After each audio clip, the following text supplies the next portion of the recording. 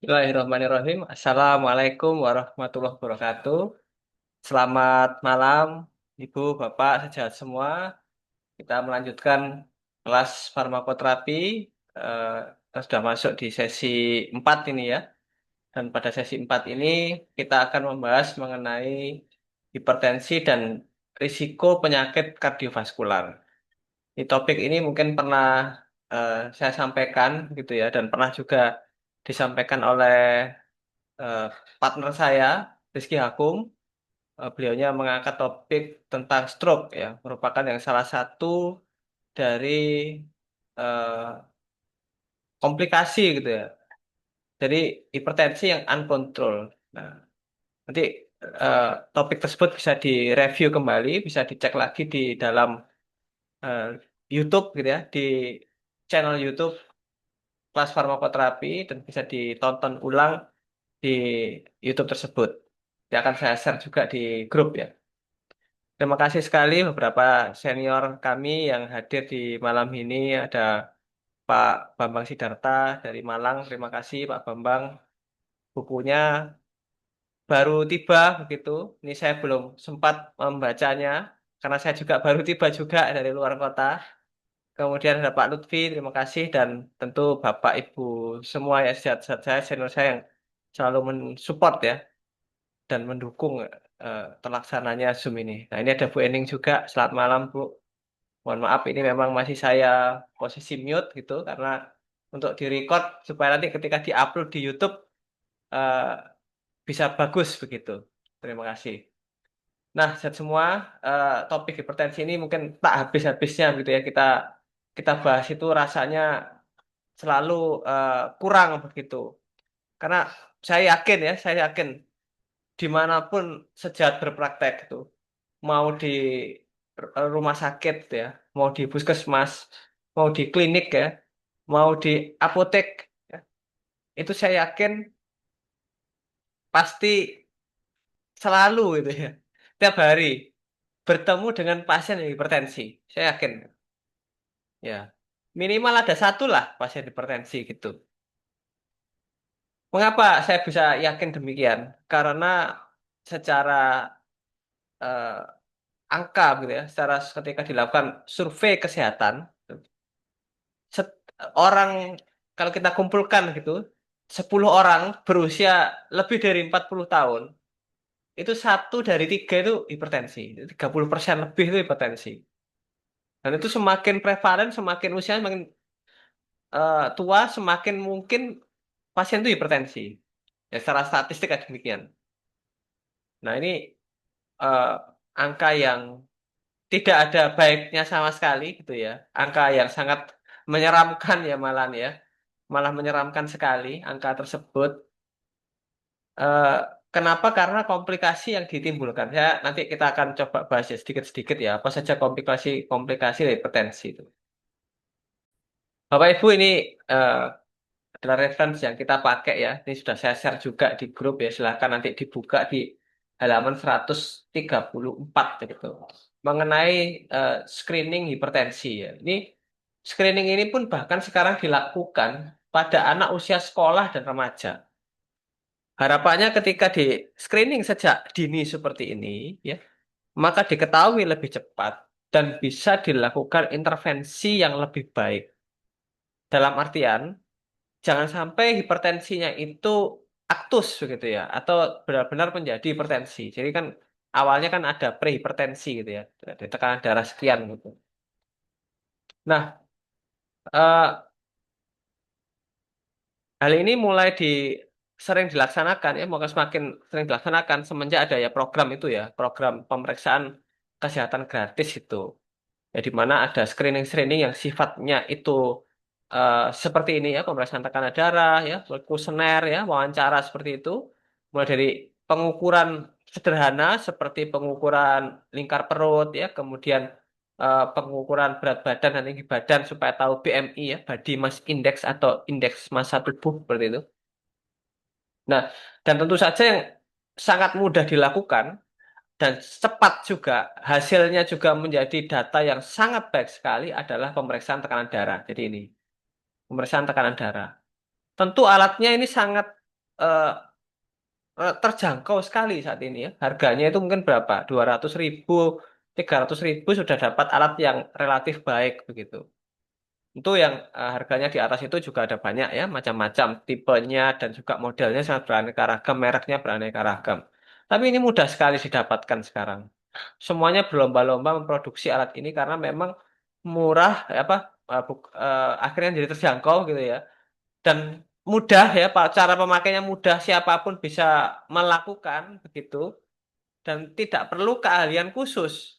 Berbeda nanti kalau pemeriksaan tekanan darahnya memakai metode auskultasi, ya, metode manual, pakai stetoskop dan juga sphygmomanometer begitu. Tentu itu ada keahlian khusus, ada kecakapan khusus, harus bisa mendengarkan, membedakan suara-suara dari di pembuluh darah yang didengarkan itu. Tetapi dengan alat digital, digital apa, tensimeter digital ini ya semua orang bisa melakukan, apalagi apoteker. Apoteker harus cakap melakukannya. Bisa bilang demikian gitu. Karena data ini sangat bermanfaat sekali. Satu, untuk screening. Ini kita lihat ya bahwa dikatakan normal itu apabila tekanan darahnya di bawah 120/80 gitu. Kemudian ya memang itu bisa fluktuatif sampai di bawah 130 ya, tapi tetap di bawah 80 tekanan diastoliknya. Maka di sini sudah menjadi eh, apa? Lampu kuning ya, lampu kuning itu, lampu kuning. Nah, harapannya apabila tekanan darahnya itu masih di bawah 130 ya, kita bisa katakan ini adalah prehipertensi, maka bisa dilakukan edukasi dan intervensi sehingga tidak jadi hipertensi betul begitu. Nah, apa saja edukasi dan intervensinya nanti mungkin tidak cukup ya waktu kita bahas hari ini, nanti secara mungkin ada pertemuan dua besok kita bahas lagi hipertensi juga tidak masalah ya, karena ini topik yang sangat lazim ya, sangat banyak kasusnya kita jumpai sehari-hari. Apabila ditemukan begitu, maka kita sarankan kepada pasien untuk screening ulang minimal sekali setahun. Ya, tapi ini angka ini sekali setahun ini minimal gitu ya, minimal. Ada beberapa hal yang bisa kita jadikan acuan. Salah satunya adalah ada atau tidaknya riwayat hipertensi di keluarga. Apabila di keluarganya ada riwayat hipertensi, maka screening ini bisa lebih sering dilakukan. Misalkan setahun 2 kali atau tiap 6 bulan. Nah, ini data yang baik sekali. Karena ketika diketahui di awal, maka intervensi tadi yang bisa saya sebut ya, kita eh, pendekatannya seringkali non farmakologi pada fase awal itu, maka bisa mencegah pasien itu jatuh betulan kepada hipertensi. Nah, bahkan pasien yang hipertensi pun diberikan intervensi yang sifatnya non farmakologis, itu responnya juga luar biasa sehat semua. Ya. Saya pernah ya di suatu kesempatan begitu ada, nah, ini pasien ini cukup membekas di saya karena beliaunya hampir seumuran dengan saya, selisih mungkin selisih tak 2 tahun maksimal gitu ya. Pasien ini sangat takut sekali bahwa beliaunya ini akan mengalami hipertensi sebagaimana kakek dan ayahnya. Nah, jadi kakeknya hipertensi juga, meninggalnya juga karena jantung ya kalau tidak salah itu ya. Sedangkan ayahnya stroke. Nah, itu ayahnya stroke. Jadi kakeknya meninggal karena serangan jantung atau apa gitu ya. Wah, ya tidak jelas ya, ada orang mungkin karena lama sekali gitu ya. Data itu tidak lengkap gitu, tapi yang dia tahu bahwa ayahnya stroke itu sudah 2 kali. Ini pasiennya sangat takut sekali. Saking takutnya, di rumah itu punya tensi. Karena kan ayahnya stroke itu ya pasien saya juga kan gitu. Saya sarankan ya kalau bisa beli alat tensi supaya bisa dimonitor di rumah, saya bilang gitu ya. Karena stroke ini nggak boleh terlalu tinggi tekanan darahnya dan seterusnya. Nah, begitulah. Akhirnya beliaunya beli ya, beli. Beli yang enggak, yang bagus sekali, yang harganya hampir hampir 1 juta yang dia beli itu ya, barang yang bagus sekali ya. Saya sarankan dia tolong pilihkan mereknya. Ya, saya sarankan oh ini merek ini dibeli. Nah kemudian ketika datang ke apotek itu bertanya gitu kan, bisa ditensi apa enggak? Nah, saya pikir alatnya rusak kah apa-apa kan, saya yang merekom ya, kalau ternyata rusak kan ya rodok ya opo gitu ya. Tetapi tidak demikian ternyata, karena takut. Saya takut setiap saya tensi di rumah itu mesti tinggi. Loh, saya baru tahu ini. Saya nggak pernah kan. Biasanya yang ditensi bapaknya ini kok beliaunya juga ternyata ya mungkin diam-diam juga screening gitu ya. Nah, screening juga. Ternyata betul sehat semua. Tensinya beliaunya ini lebih dari 130. Bahkan tepatnya itu di angka 150-an tekanan darahnya ini. Itu sudah duduk loh ya. Sudah duduk apa? Nah, nanti saya jelaskan ya. Nanti kita waktu di belakang ya, kita angkat lagi case ini. Mengapa dan apa intervensi yang saya sarankan. Nah, intinya sekarang tekanan darahnya di bawah ya masih tetap eh, tinggi gitu ya, tidak di bawah 120, tetapi bisa mendekati 130. Nah, itu pencapaian ya dari awalnya 150 tanpa obat itu ya, tanpa obat. Nah, tanpa obat, saya ada beberapa intervensi yang saya sarankan, beliaunya juga cukup bisa dapat mengikuti ya, meskipun ya tidak strict sekali gitu kan, tidak strict sekali, beliau bisa mau mengikuti, dan kan tekanan darahnya mendekati 130, masih di atas 130 tetap ya.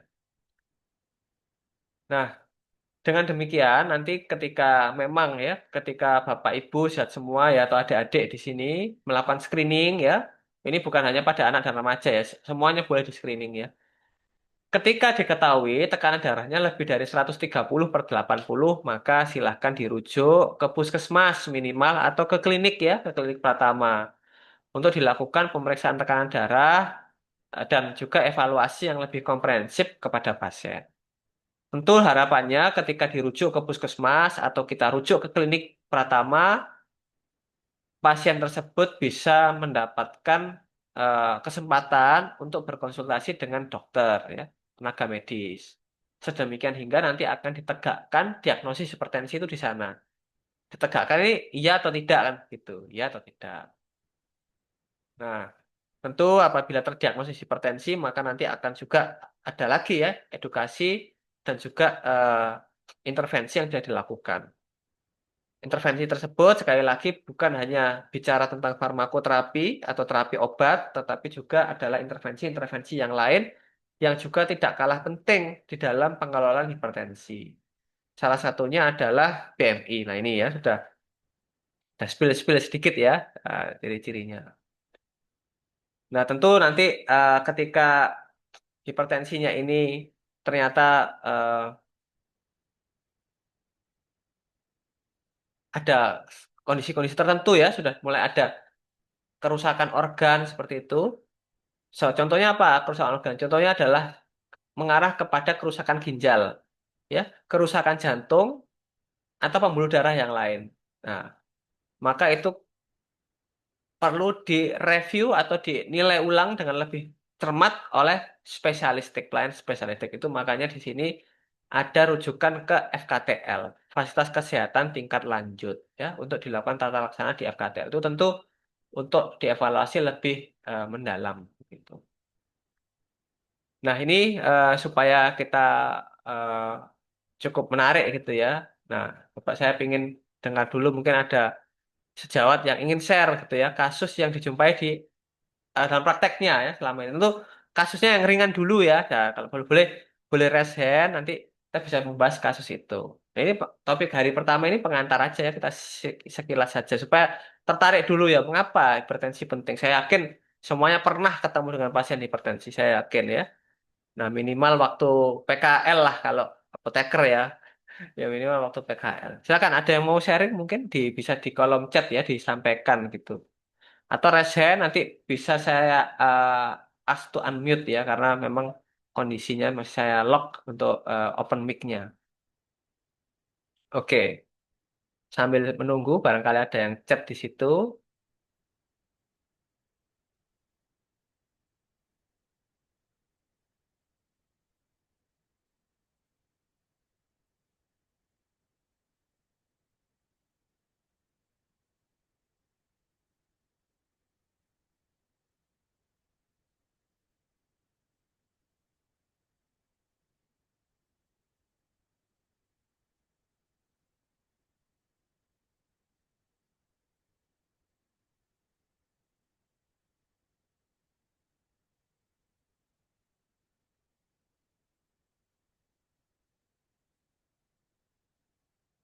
Adakah?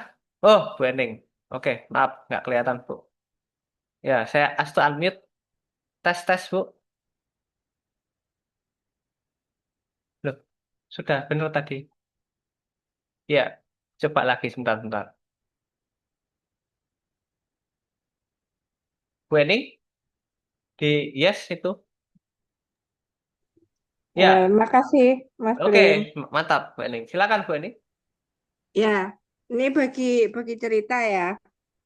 Tadi tuh ketemu apa pas kebetulan apa ya di tempat saudara punya hajatan gitu loh. Jadi cerita gitu ketemu saudara itu diabetes gitu ya. Tapi pertama itu diabetes gitu toh. Terus komplikasi ke hipertensi. Tapi kan Awalnya diabetes, begitu. komplikasi ke hipertensi. Oke. Terus biasa kalau orang sini kan daerah saya kan enggak mau ya langsung berobat gitu kan enggak mau. Jadi dia itu kalau pusing itu minumnya itu puyer, puyer 16 itu loh. Oh, oke. Rentengan Oke. gitu belinya itu rentengan. Pokoknya enggak mau pokoknya itu gitu loh. Istrinya juga bingung kan kalau udah suami kayak gitu kan enggak bisa dicegah kan. Iya. Akhirnya pagi-pagi itu jam 3 itu bangun, pernah merasakan jadi tangan itu tiba-tiba itu bingung sendiri, nggak bisa ini untuk megang kancing itu nggak bisa gitu ya. Terus apa Tangannya apa lemas berarti tebel Bu. gitu ya, apa Tangannya lemas gitu. tebel tebel nggak Oh, mati tebel, tebel, merasa rasa. tebal. Oke, oke. Rasa, mati rasa gitu tuh jam Oke, 3 rasa. jam 3 pagi gitu tuh nunggu subuh sampai di apa itu dicoblos gitu ya maksudnya biar kerasa tangga gitu nggak kerasa gitu. Akhirnya udah nyerah lah ibaratnya gitu. Akhirnya mau kan dibawa ke RSU. Kalau sini RSU Kartini gitu kan. Cek semua gitu. Ternyata kalau di RSU kan juga sampai CT scan gitu. Iya. Nah, ternyata di CT scan itu sudah ada ini penyumbatan di kanan kiri. Jadi cerita, tapi kan dia nggak mau sih tak bilang komplikasi. Ojo dibilang gitu tambah ya wis kolaborasi tahu. Gak mau dibilang komplikasi, takut. Nah, itu ternyata yang kanan itu penyumbatannya itu lebih banyak gitu daripada yang kiri gitu dan tapi ternyata masih masih bisa, maksudnya enggak kemudian lumpuh gitu ya. Nah, ini terus dikasih obat ya, cuman saya enggak apa namanya enggak nanya. Intinya sekarang sudah mau. Nah, yang mungkin kita bahas itu seperti itu apa dengan obat tuh penyumbatan itu bisa bisa apa ya menghilang atau sedikit-sedikit itu bisa kemudian mencair gitu, Mas Prim. Artinya itu Ya, nggak perlu operasi kayak gitu. oke. Atau risiko nanti kalau itu serangan lagi gitu ya. Orang namanya hipertensi kan nggak bisa kemudian ini ya terkontrol terus, bisa tiba-tiba naik. Nah, mungkin seperti itu yang kasus yang Ya, pertama ya. Kalau yang Bu Ete tadi juga ketemu, dia dia sudah mengerti gitu ya. Artinya nek aku ki harus butuh obat karena kemarin nggak dikasih apa obat hipertensi sama jantung tapi masih ada persediaan untuk berapa hari gitu loh. Tadi nanya nanti aku cek ke kamu ya Mbak nanti kalau apa obatku habis tak beli sendiri kalau belum dikasih seperti itu. Mungkin ada dua dua cerita tentang hipertensi yang ingin saya apa ya kita diskusikan tuh mungkin yang tadi loh penyumbatan tuh apa bisa kemudian apa ya istilah menghilang ya ya. kemudian di Oke. jalan itu hilang gitu loh gitu Ya. dengan obat. Oke, siap Hmm. Bu Ening. Ini topik anu ya, komplikasi ini, membahas komplikasi. Baik, terima kasih Bu Ening. Ini saya dengar dulu dari satu ada yang chat juga ada Bu Nila nanti saya bacakan. Ini saya ganti ke Bu Lia ini ya. Bapak saya itu unmute ini. Dia juga raise hand. Silakan Bu Lia. Saya silakan. Ya, halo. Ya, malam Bu. Ya, selamat malam. Ya, Ah, silakan. saya ada dua kasus hampir. Saya mau minta bagaimana sebenarnya sebaiknya apoteker menanggapi dua kasus ini. Kasus yang pertama, ada orang dia riwayat diabetes dan hipertensi, sudah menggunakan obat dokter. Nah, Lalu obat dokter hipertensinya itu diminumnya konsumsinya pagi, siang, dan malam. Nah, itu kalau ada saatnya dia merasakan dia juga kontrol tekanan darahnya sendiri. Lalu pada waktu dia merasa karena hasil tensinya rendah, rendah itu dalam artian yang biasanya dia tinggi, kan karena sudah terkendali dengan tekanan darah, dengan obat hipertensinya, lalu suatu waktu dia jadi 93/55 misalnya gitu, 89, 85 per 93/55. 55, Oh, 94, 57 oke. itu kan rendah. Nah, tapi kalau eh, pertanyaan saya, apakah sebaiknya pada waktu kondisinya dia di tekanan darah yang apa tadi 93/55 itu dia melewatkan yang minum yang obat hipertensi malam atau tetap diminum, sedangkan dianya sendiri tidak mengalami yang gejala hipotensi, misalnya keliangan atau dia merasakan baik-baik aja, hanya aja karena apa ya dia ingin tahu kondisinya dia karena kan saya nganjurin coba dipantau kalau pagi jam berapa atau siang habis aktivitas bagaimana bagaimana menjelang tidur malam bagaimana bagaimana begitu. Nah, dia ngecek begitu. Sebaiknya sebagai apoteker kalau akhirnya kan dia merasakan dari yang dia pernah tinggi lalu terkendali tinggi itu maksudnya pernah 180 pernah 160 akhirnya terkendali di 100 belasan gitu per 70-an itu kan udah terkendali. Lalu ada saatnya dia jadi yang 93, 55 atau ya sekitar seratusan per 60-an kayak gitu tuh. Tapi dia tidak ada gejala-gejala yang arah ke hipotensi. Bagaimana Oke, oke. Saya coba sebaiknya dalam si dulu, Bu ya. Ini apoteker ini? pasiennya laki-laki atau perempuan? Puan, Perempuan. Usianya berapa, Bu? perempuan. Apa? Usianya Em, 73 tahun. 73. Masih bisa jalan.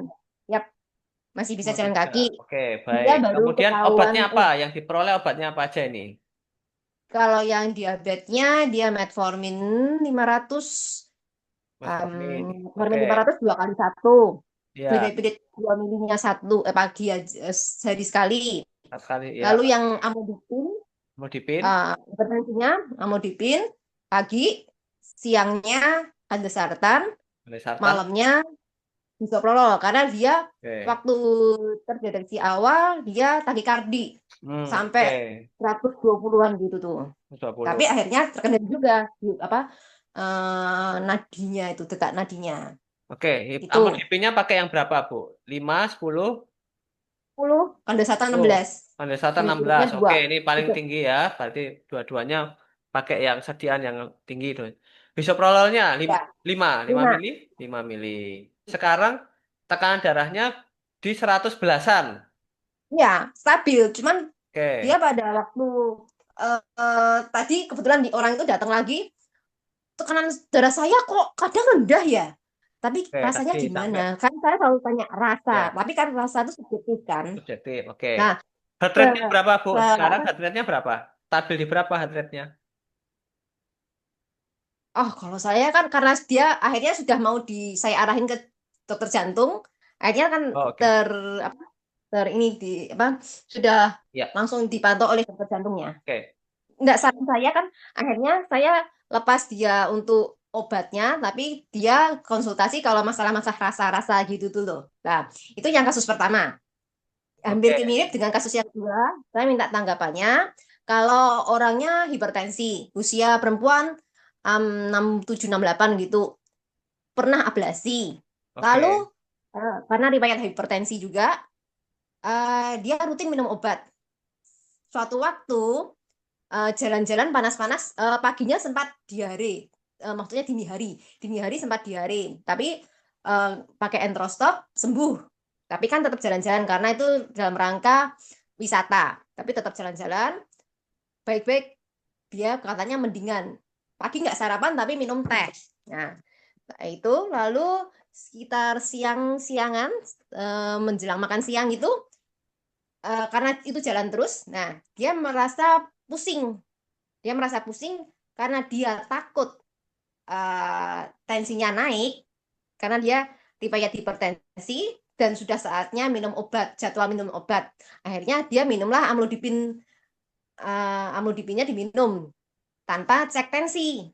Iya. Nah, tidak lama setelah tidak lama setelah minum itu kan dia makan makan nasi. Terus nggak lama setelah makan nasi dia ini merasa lemes banget dan akhirnya karena ada dokter dicek tensi kan ternyata Ternyata drop. rendah.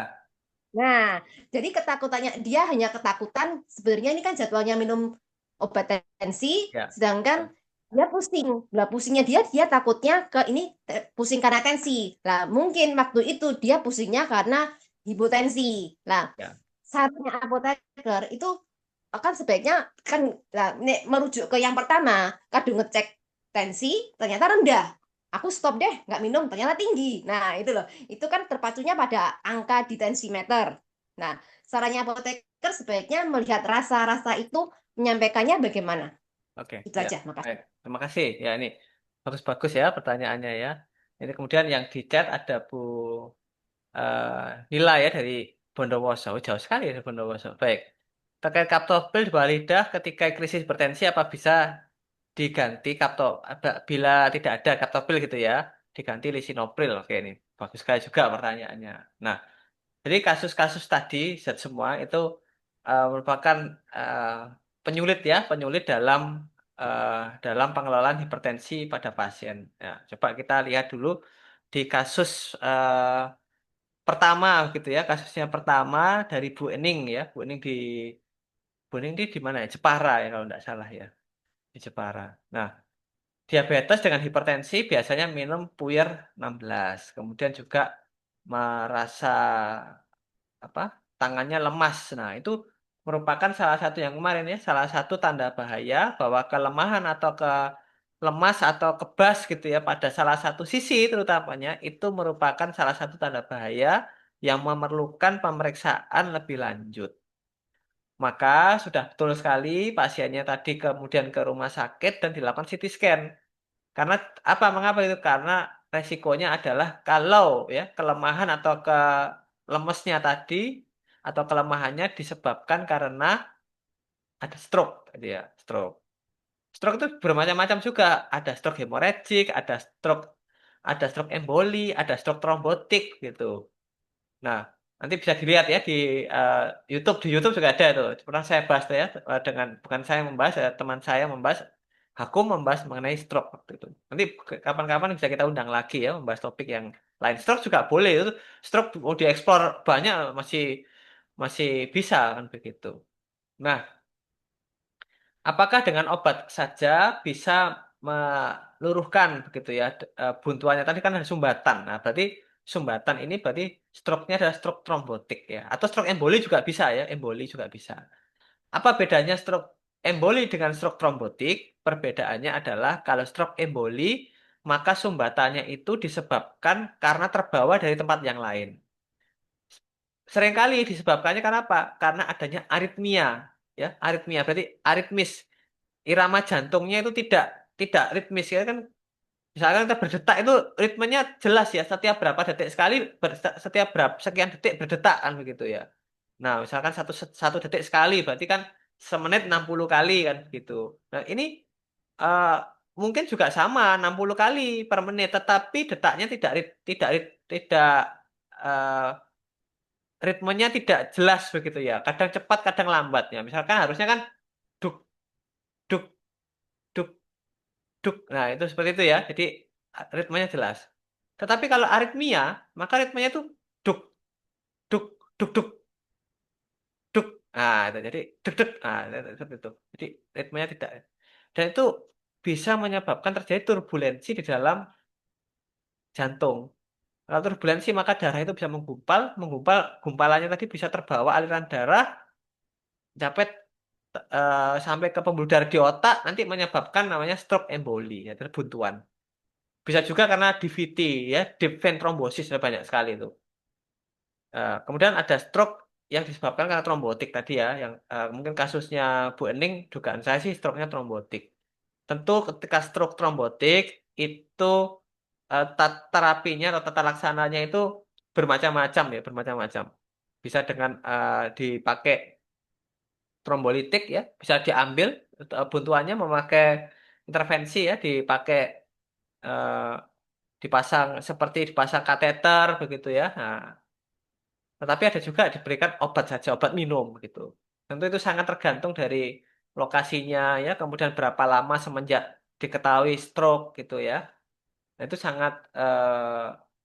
sangat beragam cara tata laksananya bergantung dari tadi, mulai dari posisi tadi ya jenis stroke-nya itu apa dulu, kemudian berapa lama diketahuinya karena ada golden period di mana nanti dalam tanda petik beresiko tinggi kalau diberikan obat trombolitik karena malah bisa menjadi perdarahan nanti. Maka diberikannya ya oral begitu. Dan juga tergantung ketersediaan di rumah sakitnya ya. Rumah sakitnya mungkin bisanya terapinya begini ya, tentu itu sangat bervariasi lagi. Jadi itu yang pertama. Kasus yang kedua adalah, tapi bukan berarti, maaf, saya selesaikan dulu ya, ini belum tuntas ya. Kapan-kapan kita bahas lagi lebih mendalam, tapi secara singkat saya jawab demikian. Dan apa bisa dengan terapi obat oral saja? Ya jawabannya bisa, untuk mencegah recurrent ya, timbulnya lagi. Nah sekarang saya tadi belum sempat tanya ya, sekarang pasiennya apakah sudah bisa kembali dengan normal begitu ya? Nah, karena juga semakin cepat diselamatkan, tentu semakin cepat kemungkinan pulih normalnya kembali sampai normal betul-betul itu lebih mudah dan lebih cepat. Tetapi kalau sudah tentu ukuran dari infaknya itu juga besar ya, buntuannya itu membuntu banyak banyak wilayah ya, banyak sel saraf yang mati, tentu perburukannya juga kondisinya ya lebih jelek ya dibandingkan yang tadi gitu. Kemudian berikutnya kasus yang kedua adalah ini perempuan ya, udah langsung usia lansia, usia 73 tahun ya, kemudian mengalami diabetes juga dan hipertensi. Diabetesnya kita lihat di sini obatnya ada dua, ada metformin dan glimepiride ya. Metforminnya 500 mili dua kali sehari dan glimepiride tadi saya lupa berapa miligram ya, 2 miligram atau 4 miligram gitu ya, pagi hari gitu. Kemudian untuk hipertensinya ada amlodipin kandes 10 miligram ya pagi, kemudian kandesartan 16 miligram pagi juga dan bisoprolol 5 miligram malam minumnya. Dari sini ada beberapa hal yang menarik ya. Saya soroti dulu yang diabetesnya kita abaikan dulu ya, kita abaikan dulu. Oke, glimepiride 2 mili, terima kasih Bu Lia. Glimepiride 2 mili dan eh, pagi hari ya sekali sehari gitu. Diabetesnya ini mau saya pinggirkan dulu tapi tadi saya bilang itu tapi tidak jadi. Karena ini ternyata penting ya, penting saya sampaikan bahwa pada pasien yang ini lansia ya, pasien kita tahu. Pasiennya lansia satu. Dua, obatnya ada berapa nih? Ada 5 ya, 5 macam obat yang digunakan gitu ya. Meskipun regimennya juga relatif sederhana, sekali sehari kecuali metforminnya 2 kali itu regimen yang relatif sederhana untuk kondisi pada pasien ini gitu. Kemudian ada terapinya, ada 3 macam obat yang digunakan untuk hipertensi, amlodipin, kandesartan, dan bisoprolol. Amlodipin dan kandesartannya memakai sediaan yang paling tinggi, 10 dan 16 untuk kandesartannya. Ditambah lagi di situ ada obat high alert. High alertnya pada obat glimepiridnya. Meskipun dosisnya dosis tengah ya, 2 miligram sehari sekali. Oke. Di sini ada kita ketika saya melihat kasus ini, nah, dan saya harap juga teman-teman juga begitu ya, sehat semua ya, terutama adik-adik ini yang mungkin ada mahasiswa saya yang ikut, maka harus keluar itu apa alarmnya. Nah, alarmnya harus keluar. Jadi seorang apoteker ketika melihat ada pasien satu lansia menggunakan obat yang ada kondisi komplikasi begini ya, ini kan dua ya, kondisinya dua, ada diabetes, ada hipertensi. Kemudian obat-obatannya eh, 3 atau lebih, dan ini kan 5 ya obatnya pasiennya. Ditambah lagi ada obat high alert. Ditambah lagi pasiennya ada kondisi yang aneh ya, saya bilang aneh dulu. Karena kita mungkin belum tahu ini normal apa enggak sih tekanan darah 93/55 itu normal apa tidak. Itu kita belum membahas ke sana. Tetapi aneh kan pasien hipertensi kok tekanan darahnya lebih rendah daripada orang normal. Orang normal kan di bawah 120. Saya aja kalau di tensi itu 116, 100 ya kadang-kadang 120 agak tinggi sedikit tapi nanti turun lagi ya wajar lah. Mungkin habis berdiri belum sempat duduk tenang di tensinya tinggi itu lebih dari 120 masih wajar ya selama enggak menetap. Nah, karena hipertensi itu tekanan darah tinggi yang menetap. Jadi harus ada kata menetapnya di sana. Nah, ini kok menetap, dikatakan hipertensi menetap, tetapi kok tekanan darahnya di bawah 120. Bahkan di bawah 100 bahkan ya, 93/55 begitu kan. Itu kan kita apakah ini rendah sekali apa normal ya? Tidak tahu. Yang pasti aneh dulu kita lihat. Nah, ini supaya mudah begitu. Saya pun juga begitu. Saya tidak yakin, tapi aneh ini. Nah, maka warning kita ada banyak nih pada pasien pasien beliau ini ya. Nah, kita sebut Nyonya X gitu aja ya. Nyonya X ini aneh ya. Satu, beliaunya lansia. Ini lansia harus berhati-hati kita. Kedua, di sana ada lebih dari 3 macam obat yang dipakai. Ketiga, glimepiride yang merupakan obat high alert yang memerlukan kewaspadaan tinggi, itu ya. Kemudian berikutnya ada kondisi aneh lain yaitu hal ini tekanan darahnya dalam hal ini. Nah, itu ada beberapa kejanggalan. Kejanggalan ini menjadi trigger bagi apoteker untuk mendalami. Oke, pasien mengalami white collar hypertension. Nah, apalagi itu white collar. Jadi tekanan darahnya tinggi kalau ketemu yang pemakai white white white coat ya, white coat atau white collar itu. Jadi kalau kelihatan dokter tekanan darah tinggi gitu ya. Lihat apoteker nggak tahu. Lihat Bulia tekanan darahnya tinggi apa enggak gitu ya. Mungkin nggak boleh pakai jas ya kalau praktek supaya enggak takut pasiennya ya. Jadi ada juga itu white coat hypertension juga ada kondisi itu. Oke, nah pendalamannya bagaimana? Satu, kita harus melihat pada pasien hipertensi dengan diabetes, berapa sih target tekanan darahnya itu? Nah, ternyata kita tahu pasien hipertensi dengan diabetes, target tekanan darahnya itu di bawah 140/90. Boleh nggak sampai 130? Boleh, kalau pasiennya bisa mentolerir terapinya sampai 130, boleh. Tetapi tidak kurang dari 120. Ini satu. Ya.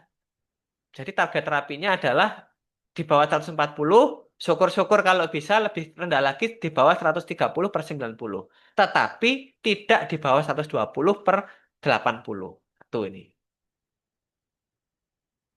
Dua, pasiennya memakai glimepiride. Berarti kita perlu waspada. Obat Heckler nih, apa resikonya glimepiride? Glimepiride ini adalah sulfonylurea. Semua sediaan sulfonylurea adalah Heckler karena memiliki resiko yang tinggi menyebabkan hipoglikemi. Nah, sekarang kita tanya kepada pasiennya, pasien mengalami hipoglikemi apa enggak? Meskipun topiknya hipertensi, enggak apa-apa ya, kita bahas hipoglikemi atau diabetes, enggak masalah. Karena bagaimanapun tuh, pasien ini kita harus lihat secara utuh ya potretnya ya. Oke, pasien pernah mengalami hipoglikemi apa tidak? Kalau hipoglikemi, seberapa sering pasien mengalami? Bisa enggak cepat terpulihkan dengan cepat apa enggak? Apalagi di lansia ya, waspada sekali kita. Maka salah satu yang paling baik untuk memantau pasien ini adalah memakai HbA1c sebetulnya. HbA1c. Kita punya enggak nih data HbA1c-nya? Kalau kalau enggak punya, enggak masalah juga gitu ya. Kita bisa lihat dengan GDP dan GD2pp. Gula darah puasa dan gula darah 2 jam setelah makan. Oke. Sementara kita singkirkan dulu, maaf sebelum kita singkirkan lah, saya kelupaan lagi. Pasien yang mengalami diabetes, ya apalagi diabetesnya sudah lama, dan apalagi diabetesnya tidak terkendali, ya, yang terkendali aja juga bisa mengalami, apalagi yang tidak terkendali, adalah terjadinya disfungsi daripada regulasi-regulasi tubuh. Apa yang terjadi disfungsi salah satunya? Yang disfungsi salah satunya adalah bagaimana pasien meregulasi tekanan darah. Jadi pada pasien yang hipertensi, pada pasien yang diabetes, kemampuan pasien untuk meregulasi tekanan darah bisa mengalami gangguan. Sebabnya karena kerusakan saraf-saraf simpatomimetik simpatetik itu terjadi kerusakan itu ya. Nah, seperti neuropati. Jadi kalau pasien diabetes kan terasa kebas ya, terasa nyeri seperti dibakar atau ditusuk di ujung-ujung jari begitu. Itu karena neuropati diabetik. Tetapi apakah sel saraf yang rusak hanya di ujung-ujung jari saja? Belum tentu. Bisa jadi sel saraf yang rusak adalah sel saraf barometrik. Jadi sel saraf yang mendeteksi beberapa tekanan darahnya di dalam pembuluh darah ini berapa. Salah satunya adalah sel saraf yang besar itu ada di aorta. Nah, jadi mengukur tekanan darah di aorta. Oke. Nah ini apalagi, ini apalagi nih, ya, kita lihat ya ini ya, Pak, di chatnya Bulia itu. HbA1c awalnya 9,3, setelah 3 bulan bergulir HbA1-nya 5,5. Itu bagus sekali loh ya, HbA1c 5,5. Kaki sering kebas. Jadi pasien ini sudah mengalami neuropati. Maka kita boleh curiga, pasien juga mengalami neuropati pada sel saraf yang mendeteksi tekanan darah. Sehingga pasien itu kesulitan meregulasi tekanan darahnya. Bisa bablas, bisa ngedrop ini 90.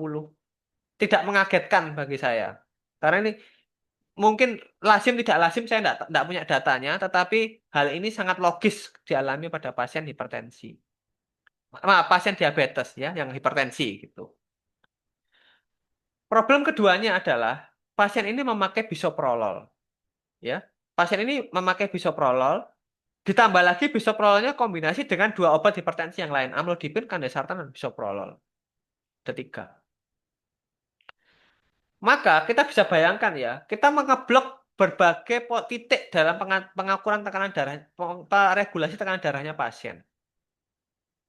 Nah, ini menjadi kewaspadaan bagi kita. Nanti mungkin di pertemuan selanjutnya aja ya, kita bahas satu persatu ya, kita breakdown obat-obatannya ya, modalitas terapinya apa aja dan titik kerjanya di mana gitu. Sekarang saya tidak mau masuk ke sana dulu. Itu untuk membuka wawasan kasus-kasus yang akan kita jumpai ini. Kebetulan saya kasus-kasusnya bagus-bagus semua gitu ya, bagus-bagus semua. Nah, resikonya apa? Kalau pasien ini memakai bisoprolol, ditambah lagi ada glimepirid, dan ternyata pasiennya sudah sempat mengalami namanya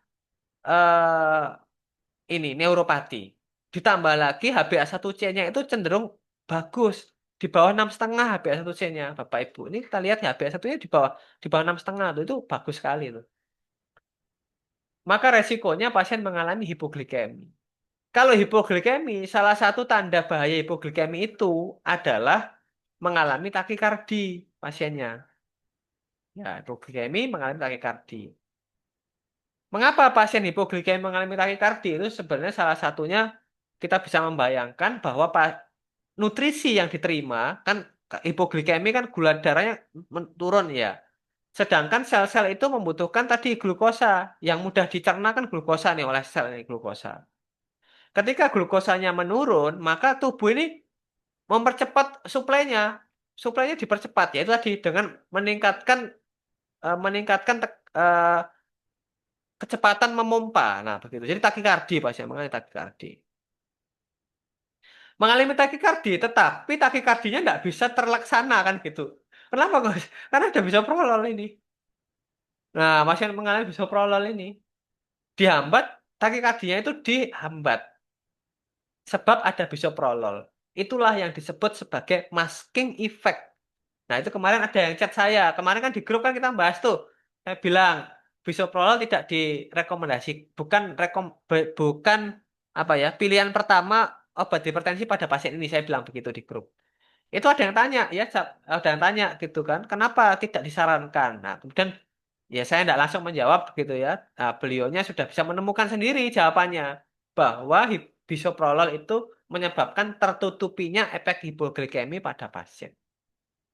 Apakah berbahaya? Sangat berbahaya. Apalagi di pasien lansia, cepat sekali nanti manifestasinya. Oke, jadi ini banyak pasien ini Nyonya X ini problemnya banyak sebenarnya dan perlu kewaspadaan tinggi sekali pada kita.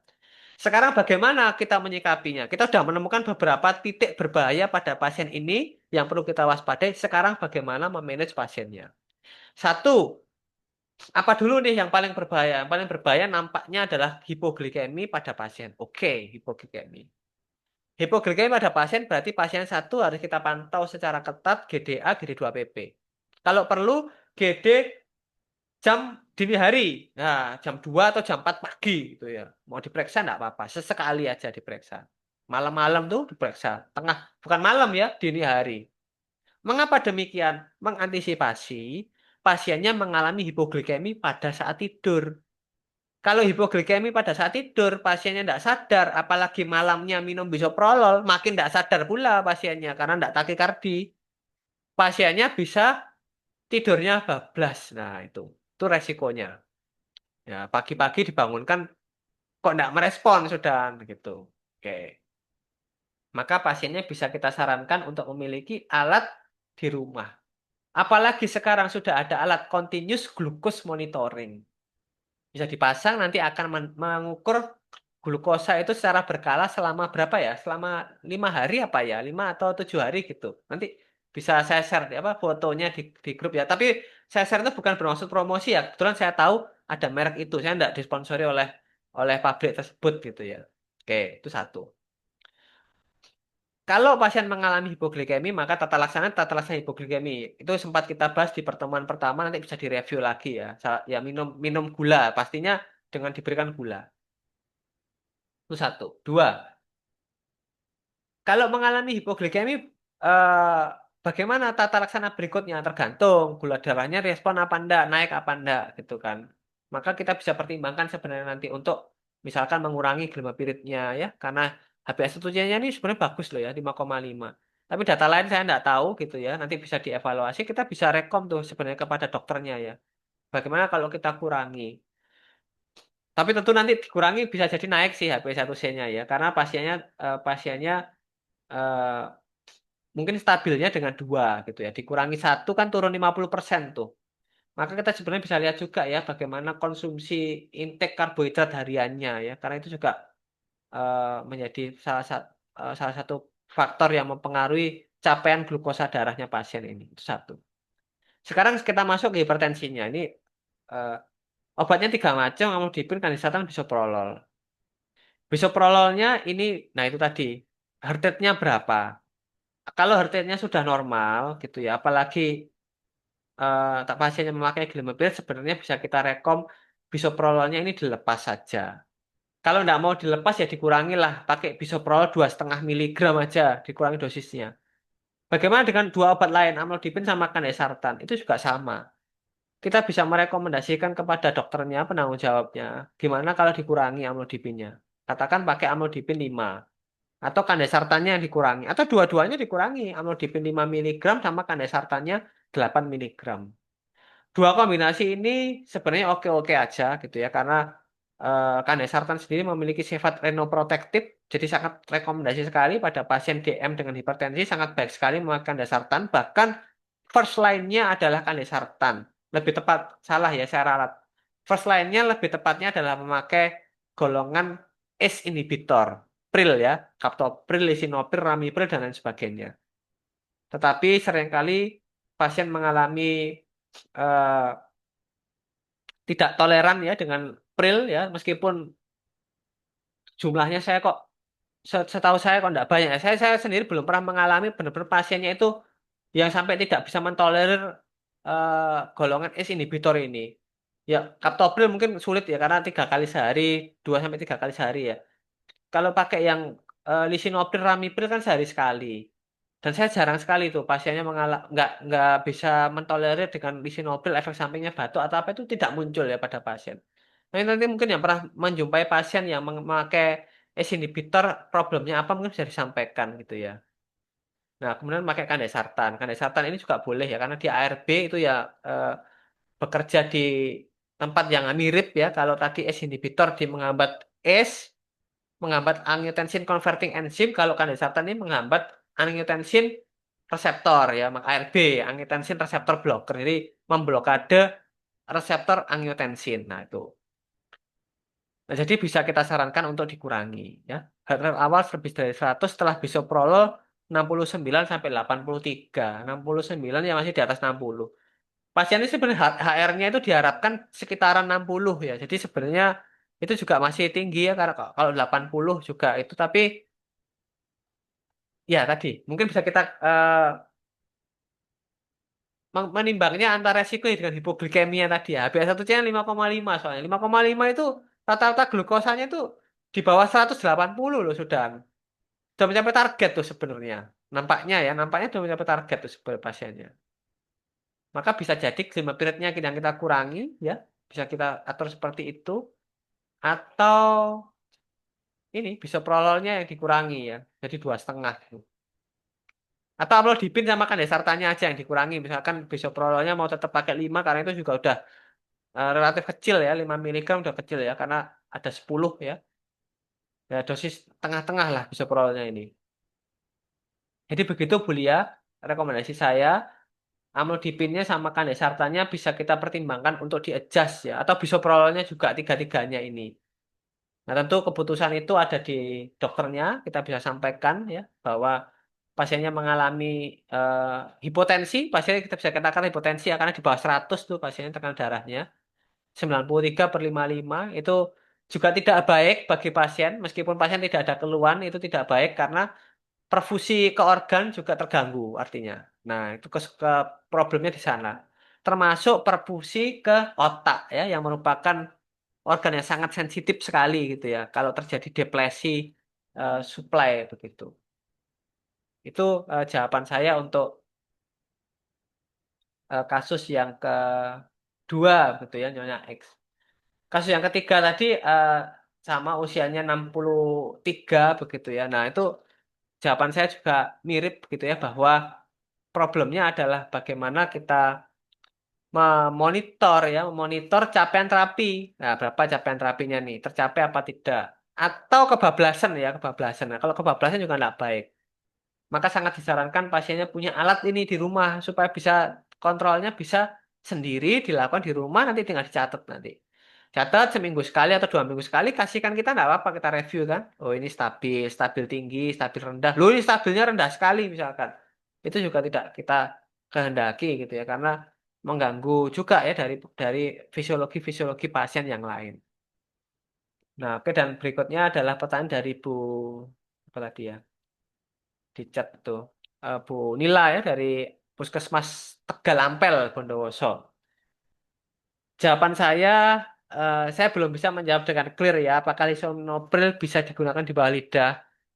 Eh, dan bagaimana dengan kaptoprilnya? Sebab kaptopril yang di Indonesia yang kita pakai ini kaptopril peroral gitu ya. Meskipun ada juga jurnal-jurnal yang mengatakan bahwa kaptopril ini bisa digunakan sublingual.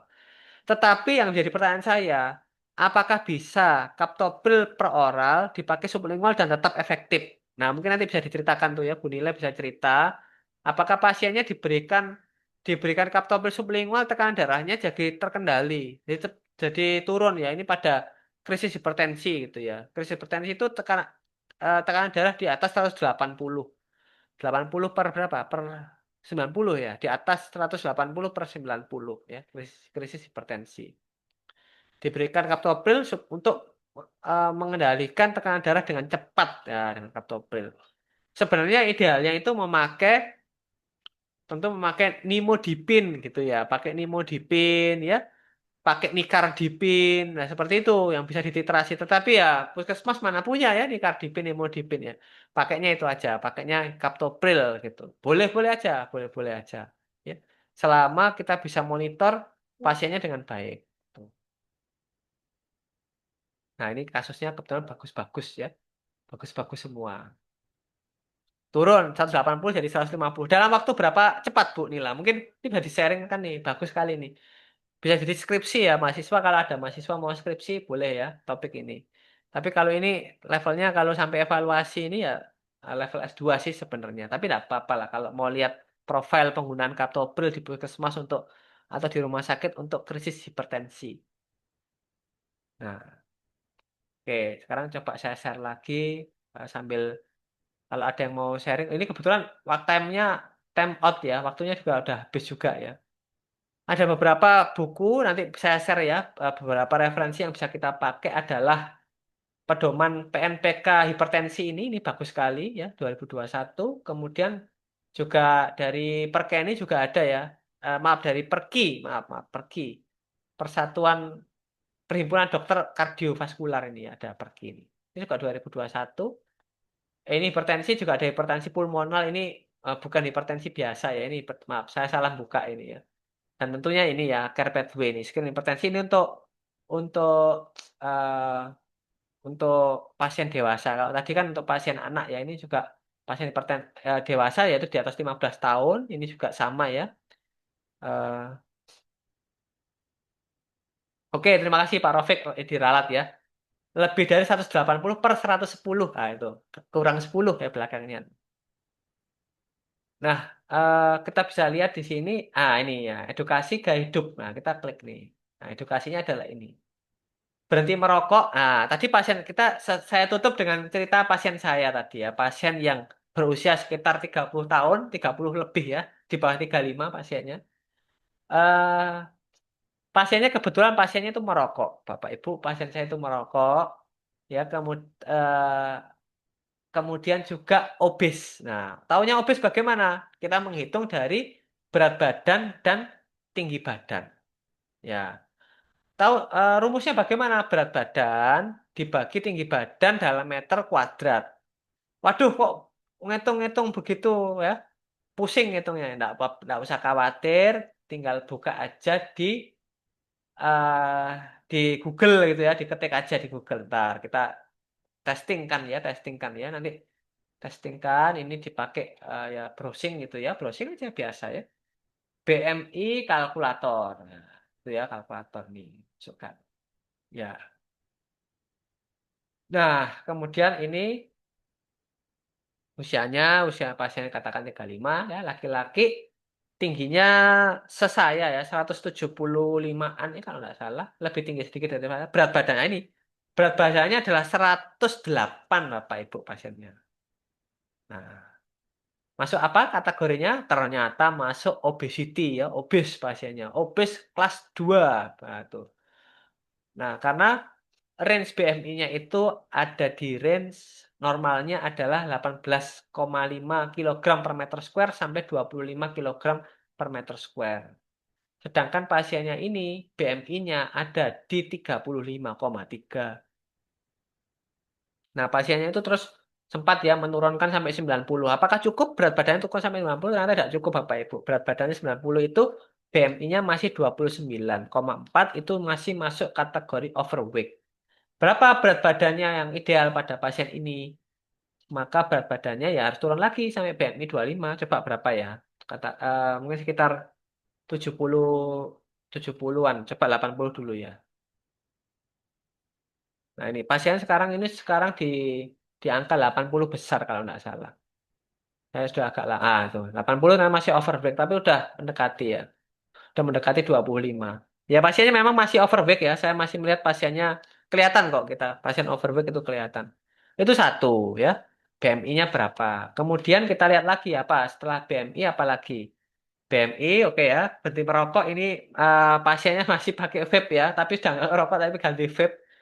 Tapi katanya udah jarang, tidak sebanyak dulu. Ya, saya nggak tahu betul apa enggak ya. Kemudian ini berolahraga secara teratur ya. Ini sudah lumayan ya, sudah pasiennya sudah mau ya. Olahraganya katanya sit up sama push up ya sudahlah sembarang ya, sama angkat barbel sembarang udah. Yang penting mau dulu. Kemudian gula-gula ini pasiennya sangat ketat sekali sekarang.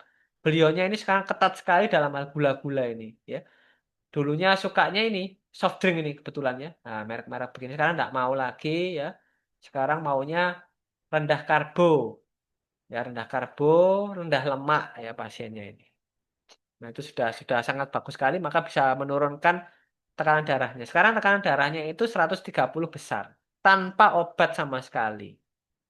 Jadi dengan hanya intervensi dari eh, mengurangi gula ya, kemudian olahraga meskipun toh tidak teratur ya, tapi juga sudah mau berolahraga, ditambah lagi mengurangi asupan kalori yang berlebih, pasiennya sudah bisa turun dari 100, sekarang berat badannya sekitar 80 besar ya, 80-an besar. Masih overweight, tetapi itu pencapaian yang sangat baik sekali dan kita perlu appreciate pada pasiennya supaya enggak motong gitu ya. Dan tekanan darahnya udah bagus loh, di bawah 140, bahkan tekanan darahnya 130-an. Nah, 130-an. Kalau habis bangun tidur 120 sekian katanya. Karena punya alat di rumah ya. Saya berani sekarang tensi sendiri di rumah. Gitu. Lain-lainnya ini juga yang tak kalah lupa, istirahat yang cukup dan kelola stres ini pernah ada sharing itu dari Pak Yahya ya, yang biasa kita kenal dengan panggilan bekernya adalah Mas Boy. Mas Boy itu bercerita pasiennya itu tidak bisa istirahat cukup dan ada stres yang tidak berhasil dikelola. Meskipun dengan obat tidak bisa turun tekanan darahnya Bapak Ibu ya, itu menjadi penyulit dalam pengelolaan tekanan darah. Nah ini em, menjadi kewaspadaan kita bagi kita juga ya. Meskipun ini sulit ya, sulit sekali ya. Kita ngomongkan pasien tidak stres itu sulit ya. Dan tidak mungkin ya dengan kondisi saat ini sekarang itu apa yang nggak membuat stres ya. membaca berita di mana-mana kayaknya menambah-nambah stres gitu. Ya kalau perlu memang ditok medsosnya dihapus ya kalau perlu ya. Itu ada teman saya itu bukan pasien ya, teman saya itu cerita sekarang menghapus medsosnya dihapus. Nah, itu supaya ini meredakan stresnya ini karena dia aku udah cukup stres ini ya melihat kondisi ekonomi ini gitu. So, aku nggak mau lagi nambah-nambahin gitu. Ya dihapuslah apa Instagramnya apa TikToknya itu dihapus semua. Nah, nggak tahu ya dihapus atau diaktif gitu ya. Jadi diaktifasi. Ya. Tuh. Nah ini ada yang nah ini ya kadang jadi tempat cerita sambil nangis dia mencurahkan isi hatinya kan begitu. Itu pelampiasan yang baik ya. Bisa nangis itu baik sekali katanya gitu ya. Asal tepat ya melampiaskannya. Ini ada yang tanya di Q&A, hipertensi apakah harus diminum seumur hidup? eh Sebenarnya jawabannya begini ya. Pengelolaan hipertensi itu seumur hidup. Pengelolaan hipertensi itu seumur hidup. Pengelolaannya apa? Ya ini pengelolaannya ini. Ya, yang sedang tampil saat ini itu ya mulai berhenti merokok, membatasi konsumsi gula, garam, ya, makanan berlemak yang sangat tinggi ya, apalagi lemak-lemak yang digoreng dengan minyak yang berkali-kali ya, lemak lemak jenuhnya banyak sekali di sana, dan juga olahraga teratur, kemudian juga eh, aktivitas fisik ya, kalau istirahat yang cukup dan kelola stres ini menjadi penting gitu. Itulah yang itu adalah ini kan nggak ada obat sama sekali ya, nggak disebut sini. Tetapi juga nanti memang pada pasien-pasien yang memerlukan, tentu obat itu menjadi salah satu opsi terapi. Nah ini yang bertanya ini ya. Nah apakah seumur hidup obatnya? Ya bisa jadi kalau sudah terkendali kayak pasien tadi, obatnya tidak perlu obat loh. Tekanan darahnya ya memang di atas 120 tetap ya. Itu kalau periksa itu ya tetap masuk kategori hipertensi di atas 130 ya, maaf. Di atas 130 itu juga tetap masuk ke hipertensi. Tetapi bagaimana kalau misalkan rokoknya itu benar-benar berhenti ya, nggak nge-vape juga gitu kan, nggak nge-vape. Kemudian BMI-nya normal, berat badannya jadi normal. Mungkin tekanan darahnya dari 120-an.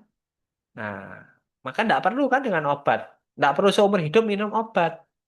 Begitu.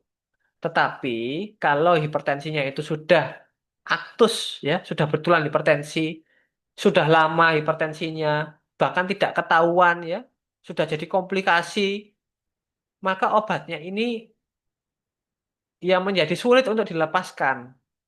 Nah, itu tadi. Maka dari itu, seorang apoteker harus bisa melakukan screening hipertensi dengan benar. Nanti akan ada metodenya ya, cara pengukuran tekanan darahnya itu besok aja, minggu depan aja kita bahas itu.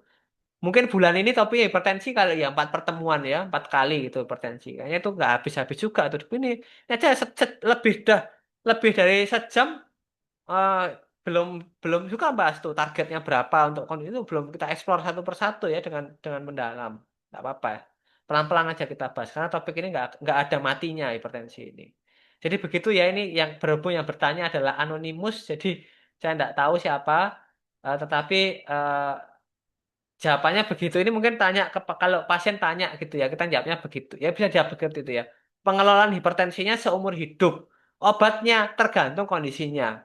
Kalau Bapak, Ibu, pasien kita ini bisa mengelola hipertensi dengan baik tanpa obat, obatnya nggak diminum juga nggak masalah. Ini untuk memotivasi dulu ya. Nanti karena ada obat-obat tertentu yang sebaiknya di umur seumur hidup. Contoh adalah untuk primary prevention ya, eh, atau secondary prevention seperti asotosal itu ya, itu seperti itu. Nah, sebagai gambaran untuk penyeimbang informasi saya tadi ya, dan juga saya juga memahami juga ya, mungkin khawatir salah Pak maknai ya, maksud. Oh, stop aja obatnya. Enggak, saya enggak bilang untuk stop ya. Stop obat harus atas instruksi dari profesional tenaga kesehatan. Dokternya, apotekernya itu yang menyarankan baru boleh. Kalau tidak ada itu, jangan sekali-sekali menghentikan kan gitu ya. Nah, saya ada cerita guru saya ya, Prof Yogi, beliau adalah pakar kardiovaskular ya, SPJP yang sangat dihormati sekali di Surabaya dan saya pikir di Indonesia juga ya. Beliau ditanya ini oleh pasiennya, jawaban beliau, minum obat hipertensi itu tidak selalu seumur hidup. Wah, pasien senang kan? Oh, itu ya. Iya, minumnya itu dua pilihannya. minumnya seumur hidup atau selama masih ingin hidup gitu. Itu bercandaannya. Maksudnya tadi gitu ya, bahwa kalau sudah pingin komplikasi kemana-mana, obatnya stop semua aja. Nanti komplikasinya pasti akan terjadi kan gitu. Dalam artian kalau tidak dikendalikan dengan yang lain ini, ya, gagal mengendalikan, ya, tidak mau berhenti merokok, tidak mau mengurangi berat badan, ya, tidak mau berolahraga rutin, minuman-minuman gulanya masih beraneka ragam dan tinggi gula, tinggi kalori, maka ya jangan harap bisa terkendali hipertensinya. Oke, nah terakhir ini mungkin yang penutup ya. Di Fornas Clopidogrel hanya bisa diresepkan sampai 12 bulan. Setelah itu nggak ditanggung lagi. Adakah EBM terkait itu? Ada kayaknya Pak Endra. Saya itu pernah membaca bahwa efektivitas Clopidogrel itu 12 bulan. Tapi nanti coba kita kaji lagi ya. Saya pernah membaca itu. Apakah itu IBM-nya sudah A1 atau belum itu saya lupa ya. Tapi saya pernah baca bahwa efektivitas Clopidogrel itu untuk kasus PJK ya. Untuk kasus PJK itu seperti itu. Nah, atau kasus stroke ya yang saya baca. Saya lupa gitu ya. Antara dua kasus itu. Nanti bisa kita eksplor lagi. Terima kasih pertanyaan, bagus sekali. Saya mohon maaf tidak bisa menjawab sekarang karena perlu membaca ini ya, mencari IBM-nya. Dan yang kedua, untuk yang saya ingat juga adalah untuk primary prevention maupun secondary prevention, acetosal itu dikabarkan lebih superior dibandingkan clopidogrel. Nah, ini sekali lagi itu informasi yang perlu di cross check ya Bapak Ibu ya. Nah, begitu ya. Dan acetosal ini nampaknya biaya juga lebih murah. Mungkin itu ya menjadi alasan BPJS lebih pingin memakai acetosal dibandingkan clopidogrel karena alasan biaya yang lebih terjangkau dan juga satu dua lebih superior juga. Nah, dibandingkan tuh, terutamanya untuk stroke seingat saya. Jadi untuk stroke itu acetosal sebagai secondary prevention stroke lebih superior, lebih bagus dalam tanda petik ya dibandingkan dengan clopidogrel. Apakah semua pasien seperti itu? Mungkin tidak. Disitulah nanti yang disebut precision medicine ya. Nah, precision medicine dengan farmakogenomik kita bisa tahu pasien itu lebih merespon kepada acetosal atau dengan clopidogrel. Nah, dengan genetik yang berbeda mungkin responnya berbeda. Itu ranah daripada farmakogenomik dan precision medicine ya, pengobatan presisi. Oke, baik Bapak Ibu. Karena janji saya juga 1 jam, tadi kita mulainya terlambat sedikit ya, sekitar 10 menit, dan ini sudah lewat dari 10 menit ya, lebih 14 menit yang terlewat. Kita belum sempat mengeksplor terlalu dalam ya mengenai hipertensi, karena ini untuk menarik dulu bahwa kasus-kasus hipertensi banyak yang kita jumpai seperti itu, problem-problemnya.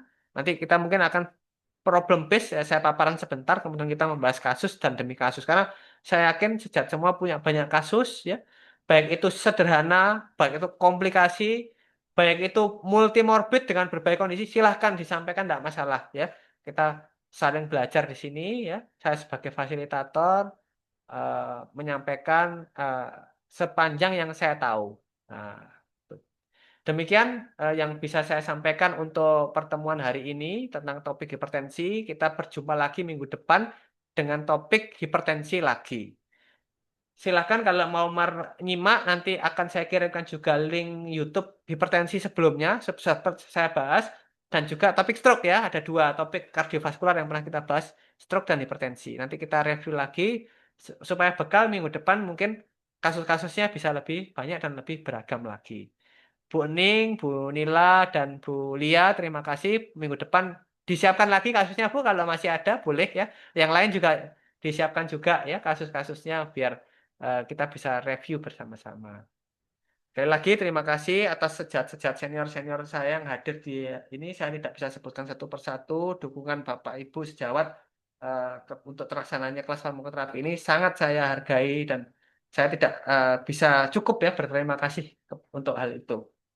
Semoga yang kita bahas pada malam ini dan malam-malam yang telah lalu dan malam-malam yang akan datang bisa bermanfaat minimal untuk diri kita sendiri, untuk keluarga kita, dan lebih utama lagi juga untuk pasien-pasien yang kita jumpai sehari-hari di praktek kita. Saya akhiri, wassalamualaikum warahmatullahi wabarakatuh.